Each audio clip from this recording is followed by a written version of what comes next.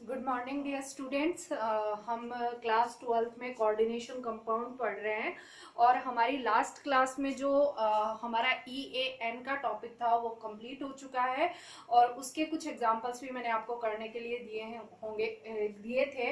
I hope तुम लोगों ने कर लिए होंगे, ठीक है। और नहीं भी किए हैं तो उनको करने की कोशिश करें, नहीं आते हैं तो कमेंट बॉक्स में जरूर डालें। क्लियर है। तो अब हम हमारा नेक्स्ट जो टॉपिक है वो स्टार्ट कर रहे हैं और वो है उपसह संयोजक यौगिकों का IPSC नामकरण। उपसह संयोजक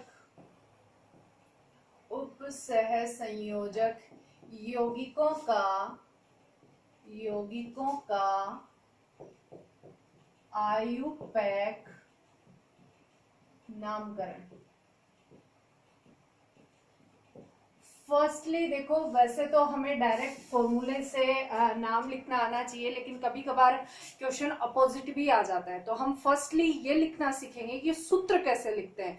जो हम फॉर्मूला लिखते हैं फर्स्टली उसको सीखेंगे और उसके बाद हम ये सीखेंगे कि फॉर्मूले से नाम कैसे लिखते हैं। पहले नाम से फॉर्मूला और फिर फॉर्मूले से नाम, दोनों ही IPSC नामकरण के अंदर इंक्लूड है। तो फर्स्ट आप ए पॉइंट इसके अंदर डाल सकते हो क्या कि उपसह संयोजक यौगिक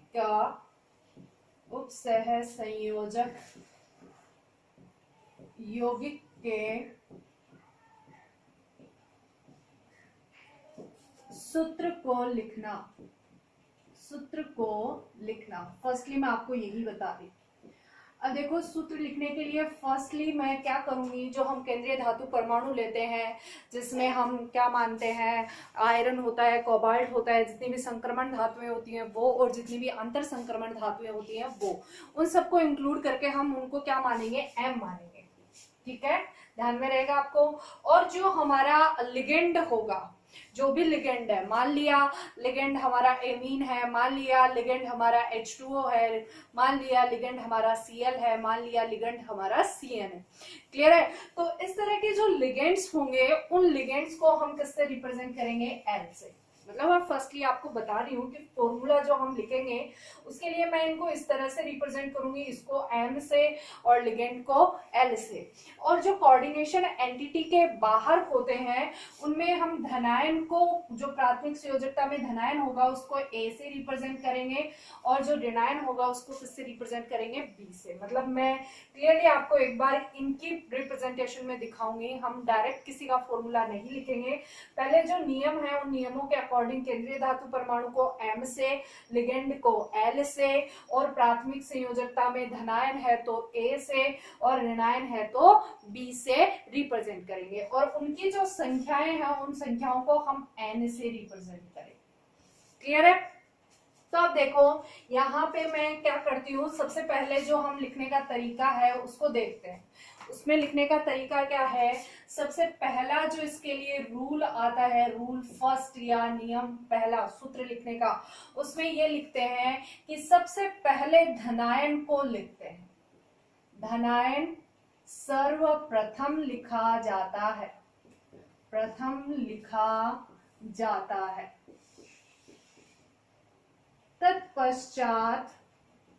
तत्पश्चात ऋणायन लिखते हैं। अब देखो, ऐसा भी हो सकता है कि हमारा संकुल यौगिक धनायन हो, ऐसा भी हो सकता है कि किसी में हमारा जो संकुल यौगिक के अलावा का जो पार्ट है वो धनायन हो, मतलब कोई और धातु धनायन हो, या फिर ऐसा भी हो सकता है कि संकुल यौगिक दोनों ही हो, धनायन और ऋणायन। क्लियर है। तो ऐसे में क्या होगा, हम सबसे पहले, जैसे मान लिया मैं एक एग्जांपल लिख रही हूँ, उस एग्जांपल में मान लिया कोई धातु है वो क्या है, धनायन है, तो उसको लिखेंगे हम AN, उसकी संख्या, फिर क्या स्क्वायर ब्रैकेट, और फिर क्या कोई भी धातु परमाणु, और धातु परमाणु के साथ लिगेंड, और लिगेंड के साथ इस तरह से बंद करके लिख देंगे। या फिर हमारी कोऑर्डिनेशन एंटिटी वाली होगी तो दोनों तरफ उनको लिख देंगे, या फिर हम क्या मान सकते हैं, कोऑर्डिनेशन एंटिटी वाला होगा और लास्ट में हमारा कोई भी BN होगा उसको लिख देंगे। कहने का मतलब, पहले किसको लिखेंगे, धनायन को, और बाद में किसको लिखेंगे, ऋणायन को। बाद में किसको लिखेंगे, ऋणायन को। अब ऐसा भी हो सकता है कि हमारा ऋणायन बाद में हो, जो संकुल यौगिक हो वो ऋणायन के रूप में हो। ऐसा भी हो सकता है कि दोनों संकुल यौगिक दो हो हमारे, जिनमें पहला पार्ट धनायन का होगा और दूसरा पार्ट किसका होगा, ऋणायन का। या फिर ऐसा भी हो सकता है कि हम जो संकुल यौगिक बना रहे हैं वो पहले लिखना है हमें और उसके बाद वाले पार्ट को बाद में लिखना है। ठीक है, जब एग्जाम्पल देखेंगे तब बहुत अच्छे से समझ में आ जाएगा। अभी इसको इतना समझ लो कि ये 3 तरह से लिखा जा सकता है। संकुल यौगिक धनायन के रूप में भी हो सकता है और ऋणायन के रूप में भी हो सकता है, या दोनों रूपों में एक साथ हो सकता है। ठीक है, लेकिन हमें सबसे पहला रूल यही ध्यान में रखना है कि सबसे पहले हम किसको लिखते हैं, धनायन को, और बाद में हम किसको लिखते हैं, ऋणायन को। सबसे पहले धनायन को लिखते हैं और बाद में किसको लिखते हैं, ऋणायन को। क्लियर है। अब सेकंड रूल इसके लिए क्या बोलता है वो देखते हैं। रूल नंबर सेकंड हमारा बोलता है कि संकुल यौगिक का नाम लिखते समय, संकुल यौगिक का नाम लिखते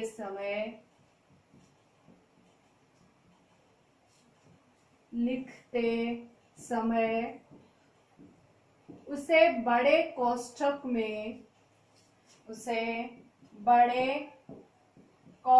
में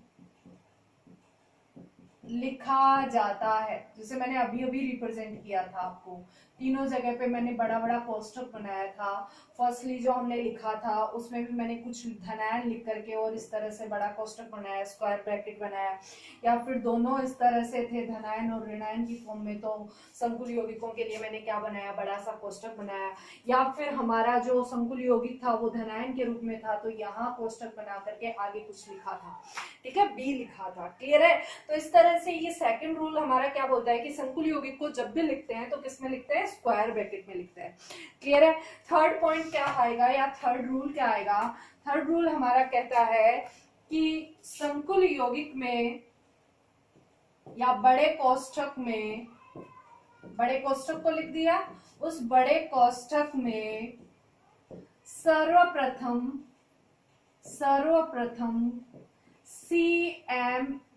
CMA हमें पता है क्या है, केंद्रीय धातु परमाणु, केंद्रीय धातु परमाणु लिखा जाता है। ठीक है। नेक्स्ट रूल क्या कहते हैं कि बड़े से कोष्ठक में सर्वप्रथम CMA को लिखा जाता है। CMA मतलब केंद्रीय धातु परमाणु को लिखा जाता है। ठीक है। नेक्स्ट रूल हमारा क्या कहता है, रूल नंबर 4 लिख रही हूँ। तीनों रूल ध्यान में रखना। सबसे पहले धनायन, उसके बाद ऋणायन, उसके बाद हम क्या लिखते हैं, बड़ा सा कोष्ठक लिखते हैं, और उस बड़े से कोष्ठक में पहले क्या लिखते हैं, केंद्रीय धातु परमाणु लिखते हैं। उसके बाद हमारा जो नेक्स्ट पार्ट आता है उसमें देखो क्या लिखना है हमें। रूल नंबर 4 क्या बोलता है, रूल नंबर 4 कहता है कि CMA के पश्चात, CMA मतलब CMA का मतलब सेंट्रल मेटल एटम, केंद्रीय धातु परमाणु के पश्चात लिगेंड का नाम, मतलब सूत्र निम्न क्रम में लिखा जाता है, निम्न क्रम में लिखा जाता है। ठीक है। क्रम होगा, सबसे पहले लिखेंगे एनायन मतलब ऋणायन, उसके बाद लिखेंगे न्यूट्रल मतलब उदासीन, और उसके बाद लिखेंगे कैटायन मतलब धनायन को। जैसे फॉर एग्जांपल मान के चलो हमारा जो लिगेंड है वो 3 तरह का है। एक हमारे पास Cl को दे रखा है, एक हमारे पास NH3 को दे रखा है, और एक हमारे पास CO को दे रखा है। तो ये जो पार्ट है वो किसका है, ऋणायन का। किसका पार्ट है, ऋण आयन का। ये जो पार्ट है, सॉरी यहाँ मैं नाइट्रोसोनियम लिखी हूँ, CO जो है वो उदासीन है, मैंने धनायन का नहीं लिया था थर्ड एग्जाम्पल, तो जो थर्ड एग्जाम्पल है वो NO+ का है। जो NH3 है वो कैसा लिगेंड है, उदासीन, और जो NO+ है वो कैसा लिगेंड है, NO+ का पार्ट, वो कैसा लिगेंड है आपका, धनायन। तो जब भी हम उसको लिखेंगे, मैं यहाँ पे एग्जाम्पल लिखती हूँ इसका, जब भी हम इसको लिखेंगे तो क्या लिखेंगे, सबसे पहले M को लिखेंगे, M के बाद किसको लिखेंगे, पहले Cl को, Cl के बाद किसको लिखेंगे, NH3 को, और NH3 के बाद किसको लिखेंगे, CO को। मतलब ये इनका क्रम होगा। लिगेंड भी जब धातु के पश्चात लिखा जाएगा तो एक क्रम में लिखा जाएगा, जिसमें सबसे पहले एनायन को लिखा जाएगा, उसके बाद उदासीन को लिखा जाएगा, और उसके बाद किसको लिखा जाएगा, धनायन को। अगर सारे सिमिलर हैं तो कोई प्रॉब्लम ही नहीं है, डायरेक्ट धातु के बाद क्या लिख देंगे, लिगेंड का सूत्र लिख देंगे, लिगेंड का फॉर्मूला लिख देंगे। क्लियर है। उसके बाद हमारा जो नेक्स्ट रूल आता है, 5th रूल, वो भी लिगेंड के लिए ही आता है, और वो कैसा आता है कि यदि लिगेंड जो हो वो समान नाम वाले हों, कौन से वाले हों, समान नाम वाले, या फिर समान हो, जैसे ऋणायन भी है, डिफरेंट है लेकिन कैसे हो, समान है, या उदासीन है, डिफरेंट है लेकिन कैसे हैं, दोनों के दोनों उदासीन है, या 2 या 3 जितने भी हैं वो सारे के सारे कैसे हैं, उदासीन है। तो उसको हम रूल नंबर 5th में डालते हैं, मैं यहाँ मिटा रही हूँ, इतना लिख लेना। तो रूल नंबर 5th की हम बात करें तो 5th में क्या आएगा कि यदि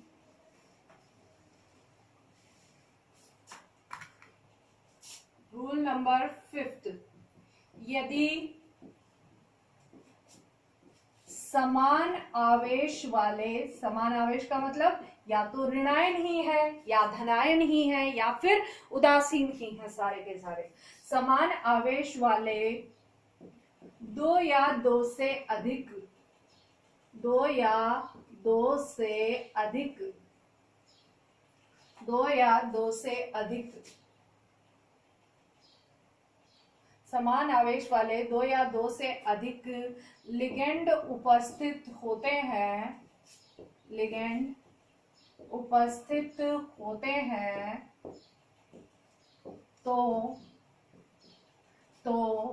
उन्हें अंग्रेजी वर्णमाला, अंग्रेजी वर्णमाला के क्रम में लिखा जाता है।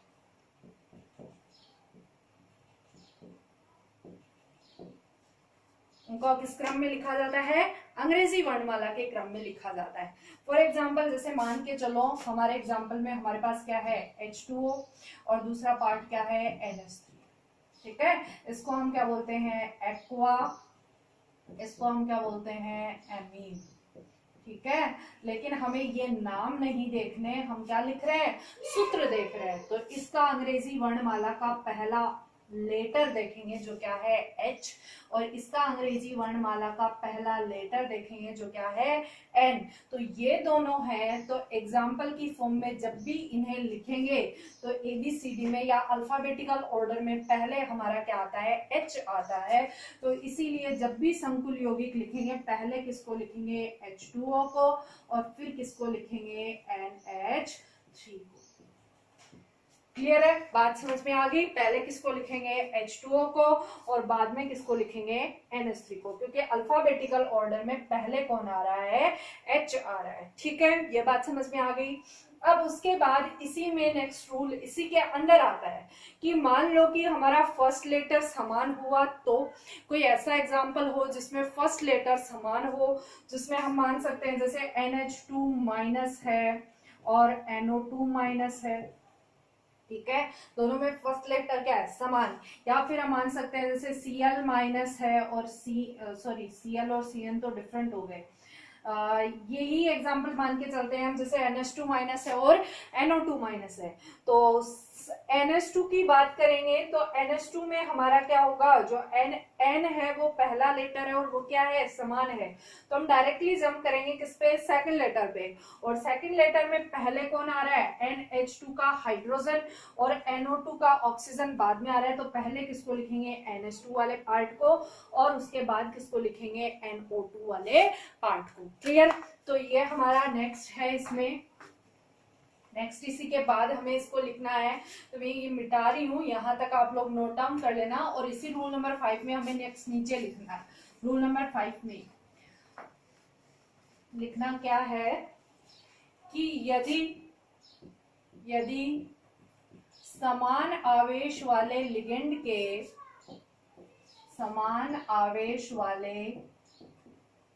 लिगेंड के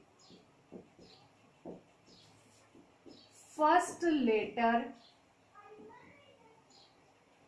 समान हो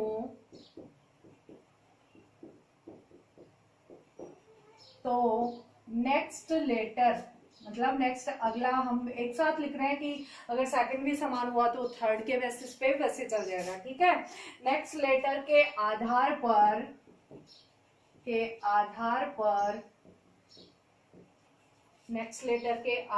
पर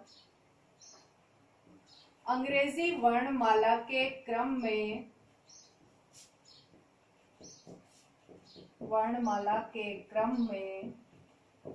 लिखा जाता है। ठीक है। अब मैं एक एग्जांपल लेके आपको बताती हूँ। ठीक है, एक एग्जांपल लिखते हैं हम। फर्स्टली इनके लिए भी एक एग्जांपल लिख लीजिए। जैसे है हमारा, अभी मैंने लिखा था NH2 माइनस, ये हमारा ऋणायन है, और NO2 माइनस, ये भी हमारा क्या है, ऋणायन। फर्स्ट लेटर सेम है तो हम सेकंड लेटर देखेंगे। यहाँ हाइड्रोजन है, यहाँ क्या है, ऑक्सीजन। कभी भी एमीन और नाइट्राइटो नहीं देखेंगे। ठीक है, हमें नाम नहीं देखना, हमें क्या देखना है, सूत्र देखना है, फॉर्मूला देखना है। तो फॉर्मूले के लिए हम किसको देखेंगे, लेटर्स को देखेंगे, लेटर्स को ही चेक करेंगे। तो यहाँ हम पहले किसको लिखेंगे, MnH2 माइनस वाले पार्ट को, यहाँ माइनस नहीं आएगा। और यहाँ हम क्या लिखेंगे, कोई भी X होगा ये, और NO2 वाले पार्ट में कोई भी Y होगा। क्लियर है। इस तरह से इनको हम रिप्रेजेंट करेंगे। अब एक एग्जांपल लेके आपको पूरा जो हमने किया है उसको एक्सप्लेन करती हूँ। ठीक है, ये हमारे 5 रूल है क्या लिखने के, सूत्र लिखने के, उपसय संयोजक यौगिकों के। तो मैं एक एग्जांपल लिखती हूँ और उस एग्जांपल के बेसिस पे हम एक फॉर्मूला बनाते हैं।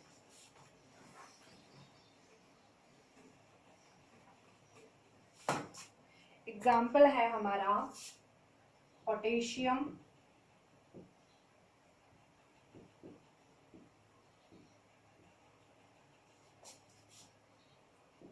हेक्सासाइनोफेरेट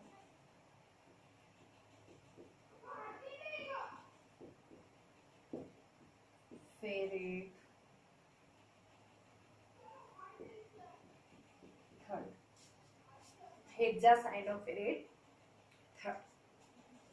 अब देखो, जब भी ये नाम लिखा हुआ होगा, ये एक साथ में लिखा हुआ होगा, संकुल यौगिक वाला, और उसके अंदर इस तरह से ऑक्सीकरण अवस्था भी दिखेगी। हम नामकरण जब करेंगे, मतलब सूत्र से जब नाम बनाएंगे, तब ये चीज भी समझ में आ जाएगी। तो अब इसमें क्या होगा, सबसे पहले हम किसको लिखेंगे, के को, पोटेशियम लिख दिया। उसके बाद हमारा क्या है, हेक्सासाइनोफेरेट। जो भी ऑक्सीकरण अवस्था होती है उसके जस्ट पास में हमारा किसको लिखा होता है, केंद्रीय धातु परमाणु को। तो केंद्रीय धातु परमाणु की फॉर्म में कौन है, फेरेट। फेरेट का मतलब Fe है, कौन है, Fe। उसके बाद क्या है, हेक्सासाइनो, एक ही तरह के लिगेंड है। तो हेक्सा है, मतलब ये Cn आ गया, केंद्रीय धातु परमाणु को लिख दिया। इसके जस्ट बाद किसको लिख रहे हैं, लिगेंड को। संख्या कितनी है, 6, और ये हमारा किस में है, थर्ड में। ये हमारा यहाँ पे किस में है, थर्ड में है। तो हम जैसे ऑक्सीकरण अवस्था निकालते हैं वैसे ही यहाँ पे क्या निकाल लेंगे, इनका चार्ज निकाल लेंगे। इसका चार्ज निकालेंगे तो अपोजिटली इसका चार्ज अपने आप आ जाएगा। क्यों, क्योंकि यहाँ पे कुछ नहीं दिया हुआ है। इसका मतलब यहाँ संख्या कितनी है, 1। अगर यहाँ पे कोई ऑक्सीकरण अवस्था लिखी होती तो वो ऑक्सीकरण अवस्था हमारी यहाँ आ जाती। यहाँ पे कुछ नहीं लिखा हुआ, मतलब ये तो 1 है। पोटेशियम के साथ में जो है वो कितना है, 1 है। तो हमें इसका निकालना है। Fe की जो ऑक्सीकरण अवस्था है वो कितनी है, 3। तो यहाँ 3 आ जाएगा, प्लस में -1, और इंटू में क्या आ जाएगा 6, ठीक है, इसी के साथ में -1 के साथ में 6, और बराबर में हमें जो भी x को निकालना है वो, मतलब यहाँ वाला पार्ट, इसको x नहीं मानते हैं y मानते हैं ताकि आप लोग कंफ्यूजन में ना आए। ये वाले पार्ट को क्या मानते हैं, y मानते हैं। तो अब हम क्या देखेंगे, इसमें क्या होगा, ये 3 है, ये क्या है -6, 3 -6, 3 -6 और इक्वल्स टू क्या है y। तो यहाँ 3 -6 का मतलब क्या है -3, तो इसकी जगह क्या आएगा -3 और इसकी जगह -3 आएगा, इसका मतलब ये कहाँ जाएगा, यहाँ पे। तो ये हमारा यौगिक कैसा हो जाएगा, K3FeCN6 का। क्लियर है, मेरी बात समझ में आ गई। मैंने क्या बताया है कि इस तरह से हम इनको क्रॉस मल्टीप्लाई करके इसका मान भी लिख देंगे। फर्स्टली लिखा वही, सबसे पहले धनायन को लिखा, उसके बाद संकुल यौगिक का नाम लिखते समय क्या लगाया, स्क्वायर ब्रैकेट लगाया, और स्क्वायर ब्रैकेट में सबसे पहले किसको लिखा, केंद्रीय धातु परमाणु को, उसके बाद किसको लिखा, लिगेंड को, और उसके बाद जो भी इनकी ऑक्सीकरण अवस्थाएं हैं उनको इस तरह से लिख दिया। अब एक चीज और यहाँ पे ध्यान रखना, एक चीज और ध्यान रखने वाली क्या है कि जब भी लिगेंड को लिखते हैं तो लिगेंड केवल एक में होगा। जैसे हमारा Br है, सिंपल सा है, Cl है, इसमें ज्यादा नंबर नहीं है, सिर्फ सिंपल सा है। इसी तरह से हम माने कि कौन सा H है, ये है H-, ये भी माइनस है, ये भी माइनस है। तो जो छोटे लेटर्स होते हैं या जो सिंपल लेटर्स होते हैं तो उनको तो हम डायरेक्टली लिख देते हैं। जैसे Br होता तो Br को 6 डायरेक्टली लिख देते, या Cl होता तो Cl को डायरेक्टली लिख देते। लेकिन इस तरह से कैपिटल लेटर में 2 अक्षर आ जाते हैं, लिगेंड के 2 लेटर आ जाते हैं, जैसे कार्बन और नाइट्रोजन दोनों कैपिटल लेटर में आए, तो इनको हम छोटे पैरेंथेसिस में लिखते हैं, छोटे कोष्ठक में लिखते हैं। क्लियर है, बात समझ में आ गई मेरी। तो ये चीज तुम लोगों ने ध्यान रख लेना, यहाँ पे इसका कोई रूल नहीं है, हालांकि तुम्हारे सिलेबस में इसके रूल को बता नहीं रखा है, बट मैं तुम लोगों को ये एक्सप्लेन कर रही हूँ। तो तुम लोग ये चीज ध्यान रखोगे कि यदि कैपिटल लेटर्स में लिखा हुआ है दोनों वर्ड्स को, जैसे मैं मानू NO2 को लिखा हुआ है तो N भी कैपिटल लेटर है, O भी कैपिटल लेटर है, तो हम इसको किस में लिखेंगे, छोटे कोष्ठक में लिखेंगे। लेकिन यहाँ जैसे Br है तो B तो कैपिटल है लेकिन R कैसा है, स्मॉल लेटर है, तो उसको हम किस में लिखेंगे, बगैर पैरेंथेसिस के, मतलब डायरेक्ट लिखेंगे। जैसे Fe लिख दिया तो Fe के जस्ट बाद Cl लिख देंगे, या Fe के जस्ट बाद क्या लिख देंगे, Br लिख देंगे। इस तरह से लिखते हैं। तो मेरे हिसाब से ये आपको समझ में आ गया होगा। मैं आपको नेक्स्ट क्लास में कुछ एग्जांपल्स और बताऊंगी और उसके बाद हम आगे की क्लासेस को कंटिन्यू करेंगे। तो आज के लिए इतना ही है। Thank you so much, next class में मिलते हैं।